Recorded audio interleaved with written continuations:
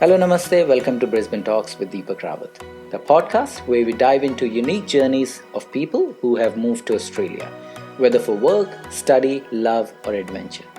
Each episode explores the challenges, surprise, and life lessons that comes with adjusting in a new country. So let's get started.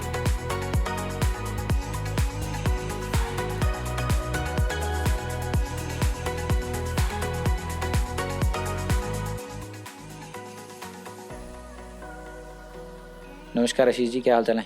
बिल्कुल बढ़िया sir, नमस्ते। आपका स्वागत है हमारे podcast में। थैंक यू जी, थैंक यू हमें बुलाने के लिए।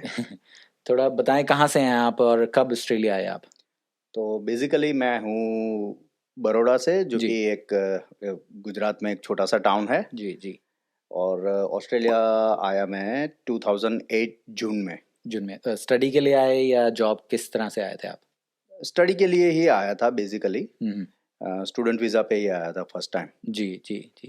तो कब कब ये थॉट आया दिमाग में कि मुझे फॉरेन कंट्री में जाना है या बाहर जाके बसना है? ये थॉट कब आया आपके दिमाग में? तो बेसिकली मैंने ग्रेजुएशन कंप्लीट करने के बाद मैं एक्चुअली साउथ अफ्रीका गया जी पहले, काम के लिए ही। वहाँ मैं 3 साल रहा, लेकिन वहाँ के कुछ डोमेस्टिक इश्यूज थे। एक सिविल वॉर जैसा हो गया वहाँ पे, जी तो जी। फिर फैमिली मेरी ज़्यादा एग्री नहीं हुई वहाँ ओके। रहने के लिए। तो फिर वापस मैं इंडिया आया, और थोड़े बहुत फ्रेंड्स थे यहाँ पे ऑस्ट्रेलिया, ओके। तो उन्होंने एनकरेज किया कि यहाँ जाओ, बेटर फ्यूचर है। और वही ऐसे ही डिसाइड किया कि चलो जी ऑस्ट्रेलिया चलते जी। हैं।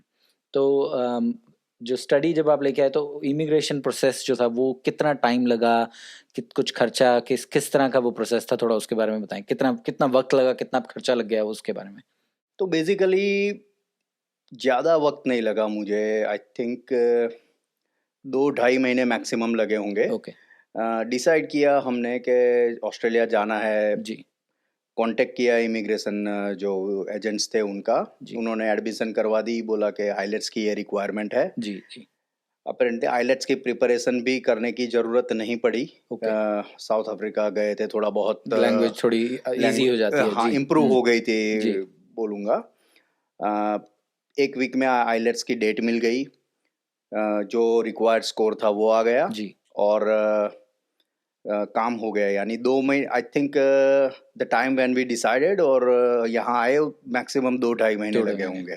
तो फंड्स वगैरह उस टाइम भी लगते थे, अभी भी लगते थे, वो इजी थे या उसमें कुछ रही कुछ स्ट्रगल? तो डिफ़िकल्ट था, ओके। ऑफ कोर्स डिफ़िकल्ट था जी थोड़ा बहुत। क्योंकि साउथ अफ्रीका गया था मैं, लेकिन कन्वर्जन रेट उतना ग्रेट नहीं है साउथ अफ्रीका जी का जी। Comparison with India. तो ज़्यादा वहाँ पे बना नहीं था, काम चल जाता था, थोड़ी बहुत सेविंग्स थी। ओके। लेकिन पापा ने फिर थोड़ा पुश किया कि गो फॉर इट। उन्होंने एजुकेशन लोन में हेल्प करवा दी, तो जी बेसिकली लिया था एजुकेशन लोन ही आने जी। के लिए। ठीक है।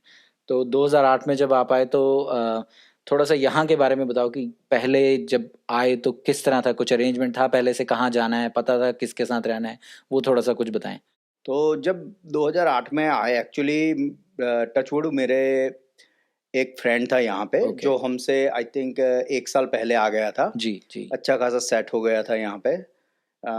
उन्होंने काफ़ी हेल्प की, पता था हमें कहाँ जाना है, सब कुछ उसी ने अरेंज करवा दिया था हमारा रहने के लिए जगह। जी जी। एयरपोर्ट पे भी वो लेने आ गया था, तो ओके काफ़ी ओके। इजी रहा बहुत हमारे वेरी लिए। Good, very good. तो था, दोस्त था, काफ़ी मदद की उसने। उसमें शुरू में हो गए। तो फीस आप जैसे कह रहे हैं एजुकेशन लोन लेके आए, तो यहाँ पर कुछ कॉलेज के साथ कुछ काम वाम किया आपने कि ज़्यादा पढ़ाई पर ही फोकस था, किस तरह से था? तो एजुकेशन लोन लेके आए थे, जी। लेकिन फ्रॉम द फर्स्ट डे दिमाग में एक ही चीज़ थी कि कैसे लोन को ख़त्म करें। उतारना। जी जी। तो डेफिनेटली कॉलेज के साथ काम किया। जी 2-2 शिफ्ट करते थे दिन में, जी जी। और कॉलेज भी अटेंड करते थे। हम्म। तो सुबह 6 बजे से हमारा दिन शुरू होता था जी बिगिनिंग के दिनों में, और रात को 12 बजे ख़त्म होता था। जी जी जी। तो काफ़ी उस टाइम पे, कॉलेज टाइम पे पता है फीस के लिए काफ़ी स्ट्रगल भी बहुत ज़्यादा हो जाती एग्जैक्टली थी। जी जी तो जी। हाँ, लेकिन भगवान ने साथ दिया, मेहनत रंग लाई। जी जी। कॉलेज की फीस भी खुद ही उतारी, और एक 1.5 साल में वो एजुकेशन लोन भी ख़त्म कर दिया था। बहुत बढ़िया। हाँ, तो जी, जी, बिल्कुल, बिल्कुल। थोड़ा सा लैंग्वेज के बारे में बताएं, तो जैसे आप बोल रहे कि थोड़ा बहुत तो ईजी था, बट कितनी ईजी था यहाँ आके ऑस्ट्रेलियन लैंग्वेज को समझना, या बहुत ईजी था आपके लिए, या थोड़ा तकलीफ हुई कुछ उसमें? डेफिनेटली तकलीफ हुई, जी। समझने में दिक्कत कभी नहीं आई क्योंकि हम्म। रहा था बाहर, थोड़ा बहुत जानता था कैसे कम्युनिकेशन होगी, किस तरह होगी। लेकिन प्रॉब्लम सिर्फ स्लैंग्स में आती थी, उनके काफ़ी स्लैंग्स पता नहीं चलते थे कि जी, क्या जी, बोल जी, के चले जी। गए। हम्म। उसको समझने में थोड़ी देर लगी, टाइम होते होते 2 साल में वो भी थोड़ा समझ में समझ आ आ गया, गया, जी, जी, लेकिन जी। शुरू में डेफिनेटली थोड़ी प्रॉब्लम हुई। थोड़ी देर बाद, जी, जी। बिल्कुल। और कोई किसी तरह का कोई कोई ऐसा इंसिडेंट, कोई रेसिस्ट इंसिडेंट या कुछ अलग सा व्यवहार आपको यहाँ लगा कि बहुत इजी था कि इनके साथ यहाँ की सोसाइटी में मिलना है लोगों से? तो हम क्वींसलैंड में रहते हैं, जी, जी।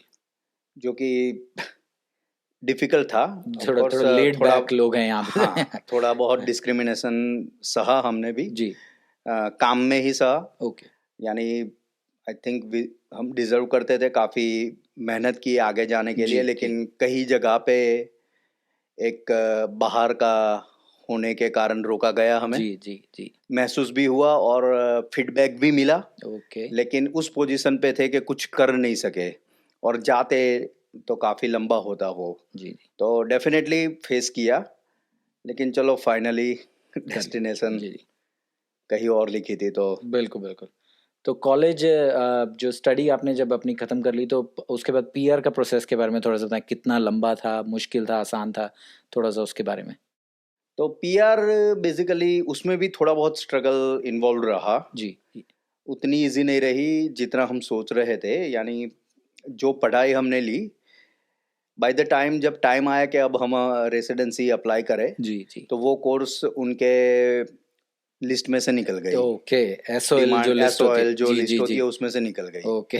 तो वहाँ दिक्कत आई। ओके। फिर हमने टेम्पररी रेसिडेंसी ली, जी, जी। टाइम खरीदा बेसिकली। उसके बाद कुछ एजेंट्स को मिले, वहाँ से हमें पता चला कि जो हमारी बैकग्राउंड है, जहाँ हमने एक्चुअली यहाँ के काम किया, जी, जी। उस बेसिस से और हमारे इंडियन एजुकेशन के दोनों को मिक्स करके कुछ एक डिग्री आप ले लो, उससे हो सकता है आपका। तो हमने फिर सॉर्ट ऑफ डिस्टेंस लर्निंग जो हम इंडिया में जी, बोलते जी, हैं, जी। ऐसा यहाँ पे भी होता है। उस तरीके से हमने एक रिटेल में मैनेजमेंट का सर्टिफिकेट लिया, और जॉब भी आपकी रिटेल में, और ज़्यादा देर जॉब भी आपने रिटेल, रिटेल में हाँ, किया है यहाँ पे जॉब भी आपने? रिटेल थी, तो उसी के एक्सपीरियंसेस से हमें थोड़ी बहुत क्रेडिट मिल जी, गई। जी, उस जी। हिसाब से 2-4 यूनिट थे वो हमने क्लियर कर लिया, ऑनलाइन ही था सारा कुछ, जी, तो जी। ज़्यादा दिक्कत नहीं आई उसमें। सर्टिफिकेट लेके फिर हमें जाना पड़ा, और वो भी रीजनल में था। ओके। तो हाँ, हमें आउट ऑफ द बॉक्स जाना पड़ा, यानी हमें ब्रिस्बेन छोड़ के फिर यहाँ से दूर 1700 किलोमीटर केन्स जाना जी, पड़ा, जी। जहाँ हमें इजीली स्पॉन्सरशिप मिल गई। तो वो स्पॉन्सरशिप वीज़ा लगाया बेसिकली स्पॉन्सरशिप आपने? वीज़ा जी। लगाया, और वहाँ भी टचवुड भगवान ने साथ दिया। जी, जी। जहाँ पे लोगों का लंबा समय लगता था, हमारा बहुत ही ज जल्दी हो गया। पीआर हो गई हमारी। तो उसमें भी कुछ खर्चा था, कि सिर्फ़ ये जो आप स्टडी वगैरह की उसका ही खर्चा लगा? नहीं, खर्चा उसमें भी था, लेकिन लीगल फीस जो इन्वॉल्व थी वही था। उतना ही था। आई थिंक फैमिली के साथ, क्योंकि जब मैंने रेसिडेंसी अप्लाई की तब मेरी बच्ची भी हो गई थी। Okay, okay. तो फिर भी पूरे फैमिली का मिला के everything I think cost us about 6-7 हज़ार का खर्चा आया होगा मैक्सिमम। जी, जी, जी। थोड़ा-सा फैमिली डायनामिक्स के बारे में बताएँ, तो शादी आपने बोला कि वो हो चुकी थी आपकी, यहाँ आके शादी की आपने, उसके बारे में थोड़ा-सा, और बच्चे-वच्चे कितने हैं आपके? तो बेसिकली जब मैं 2008 में आया तो मेरी एंगेजमेंट हो चुकी थी, ओके। और फिर विद इन 7 मंथ्स, यानी बिगिनिंग ऑफ 2009 में वापस इंडिया गया for a short period of time to get married. Okay, बहुत बढ़िया। वहाँ पे मेरी शादी हुई, उसके बाद बीबी भी 1 महीने में आ गई यहाँ पे। जी, जी। अ, अभी हमारी 2 बेटियां हैं, ओके, दोनों अच्छी खासी, एक 12 साल की है और ओके। एक 8 साल की है, जी, दोनों जी। पढ़ाई कर रही है। जी, जी, जी। तो थोड़ा इसी पे करते हैं कि अब आपको यहाँ पे 17-18 साल हो गए हैं, तो यहाँ की लाइफ जब आप देखते हैं, और पीछे जब जहाँ गुजरात से आप हैं वहाँ की लाइफ देखते, तो कितना फ़र्क लगता है कि सेम है या फर्क लगता है आपको दोनों जगह की, अगर हम लाइफ कंपेयर करें? तो बेसिकली देयर इज डिफरेंस तो है जी जी उसमें कोई दो राय नहीं है, डिफरेंस है। लेकिन मुझे मैं एक ऐसे ही नाव में सवार हूँ जी कि जी दोनों जगह पैर रखता हूँ मैं। ठीक है। यानी मुझे यहाँ भी अच्छा लगता है क्योंकि फैमिली है, जी जी जी बीवी है, बच्चे है, बिल्कुल काम है। हम्म। और वहाँ भी मुझे अच्छा लगता है जी क्योंकि जी वहाँ पे सब कुछ है, पूरा परिवार है यहाँ वहाँ पे। जी तो कजिन्स है, बहन है मेरी, मेरे मम्मी पापा उधर रहते जी हैं। जी जी वहाँ पे भी अच्छा खासा दोस्तों का एक सर्कल सर्कल बना हुआ है। है, जी जी जी तो वहाँ भी मुझे अच्छा लगता है। लेकिन जब क्वालिटी ऑफ लाइफ की बात करें वो डेफिनेटली बेटर है यहाँ पे। ऑस्ट्रेलिया में, हाँ। बच्चों के प्रोस्पेक्ट से अगर वर्क देखें, लाइफ बैलेंस भी यहाँ वर्क पे लाइफ ज्यादा बैलेंस बेटर है एग्जैक्टली, वहाँ के हिसाब से। जी जी तो जी डेफिनेटली आई वुड से यहाँ पे बेटर है। तो लॉन्ग टर्म प्लान्स क्या हैं कि कभी जब रिटायर हो जाएंगे, बच्चे बड़े हो जाएंगे, तो वापस जाने का मन है या यहाँ रहेंगे, या किस तरह से वो है? तो बेसिकली डेफिनेटली यानी एट द मोमेंट मैं उस तरह से प्लानिंग कर रहा हूँ और जी थोड़ा बहुत उसके ऊपर काम भी कर रहे हैं हम जी जी कि एक बार बच्चे थोड़े इंडिपेंडेंट हो जाए, जी जी उसके बाद फिर वो वाला रहेगा कि 6-6 महीने वाला के वहाँ रहे यहाँ वहाँ रहे भी उस रहें। जी तरह पे थोड़ा यानी प्लानिंग ये है। जी जी आगे फिर अब टाइम के हिसाब से। जी टाइम जी के हिसाब से बिल्कुल बिल्कुल फ्लेक्सिबल रहेंगे। ठीक है। तो थोड़ा सा अपने अपने एक्सपीरियंस से थोड़ा सा कुछ बताएं कि अगर आजकल जो बच्चे आना चाहते हैं तो उनके लिए क्या पाथवे इजी रहे कि उनको शायद इतनी स्ट्रगल ना देखनी पड़े, जो आप कह रहे हैं कि दो दो जॉब्स करनी पड़ेगी, तो कुछ ऐसा बेटर कर सकते हैं, या कोई ऐसी एडवाइस उनके लिए जो यंग जनरेशन आना चाहती है? दो चीज़ जो मैंने सीखी, जी यानी मैंने महसूस की बेसिकली, कि अगर मैंने वो न किया होता तो I think I would have been on different play. जी जी जी के always think out of the box, जी जी फोकस रहो और कभी भी अपने कंफर्ट जोन में मत रहो। हार्ड वर्क यानी आपको करना पड़ेगा। और एग्जैक्टली जी यानी जी वो मत करो जो आप आ गए हो आपके चार दोस्त कर रहे हैं, जी जी आप कुछ और ही करो। Otherwise you will be stuck और आप अपने ही दोस्तों के साथ कंपटीशन में आ जाओगे, जी जी बिल्कुल सही। जो कि एक लॉन्ग टर्म में ठीक वो नहीं है। It's not a good thing. जी जी यानी कुछ हटके करो, अलग से फोकस करने का रहो, कुछ कर। अलग करने की कोशिश करो। ये जमाना ही एक्चुअली वही वही है, है, बिल्कुल सही है ना? हाँ, तो जो कि हम कर ही रहे हैं, ये पॉडकास्ट भी उसका ही एक एग्जैक्टली एक तो ये जमाना जरिया ही था कुछ अलग अलग करने का जी है और बिल्कुल वही सही। लोग सक्सेस है। जी जी बिल्कुल बिल्कुल तो डेफिनेटली, और जो आपके अगल बगल के लोग कर रहे हैं उससे कुछ डिफरेंट थोड़ा करो, कर बिल्कुल बिल्कुल नहीं तो डिफरेंस नहीं रहेगा। यानी सेम ही सेम सब सेम एक जैसा हो रहेगा। जाएगा और जी आप बिल्कुल अपने ही जो करीब के लोग हैं उनके साथ कंपटीशन में आ सेम में आ जाओगे। जाएंगे। बिल्कुल सही। तो आखिरी में जब हम ख़त्म करते हैं तो यूजुअली हमारी जो पूरी जर्नी है, तो कोई ना कोई दो लोग चार लोग ऐसे होते हैं जिन्होंने हमारी शुरू में मदद की होती है, बाद में बीच में मदद की होती है। तो कोई ऐसे लोग हैं, परिवार के लोग हैं जिनको आप इस पॉडकास्ट के थ्रू थैंक यू बोलना चाहते हैं, धन्यवाद बोलना चाहते हैं, तो प्लीज़। तो डेफिनेटली काफ़ी लोग हैं, लंबी लिस्ट है। जी लेकिन चलो मम्मी पापा डेफिनेटली, बहन मेरी जी काफ़ी सपोर्टिव रहे। जी शादी होने के बाद मेरी बीवी, यानी मुझसे ज़्यादा उसने स्ट्रगल जी बिल्कुल और आज भी करते हमें रहते हैं। झेल रही है। जी जी जी अ, यहाँ आने के बाद फ्रेंड्स बिल्कुल जिन्होंने फ्रॉम द शुरू फर्स्ट डे एयरपोर्ट से लेके सहारा दिया, आज जी भी जी हम लोग साथ में है। जी जी बिल्कुल एक दो चार और भी दोस्त है जी जिन्होंने जी एक्चुअली एनकरेज किया हमें। यानी हम सब साथ में है, लेकिन हाँ नामों की लंबी लंबी लिस्ट लंबी रहेगी। लिस्ट होती है। नहीं बिल्कुल नहीं बहुत बहुत धन्यवाद आशीष जी आपका आने का। Thank और you. कुछ हमारा कुछ रह गया होगा तो फिर दोबारा करेंगे और कुछ कहानियां सुनेंगे। Definitely. Thank you ji. Thank you for inviting me. Thank you.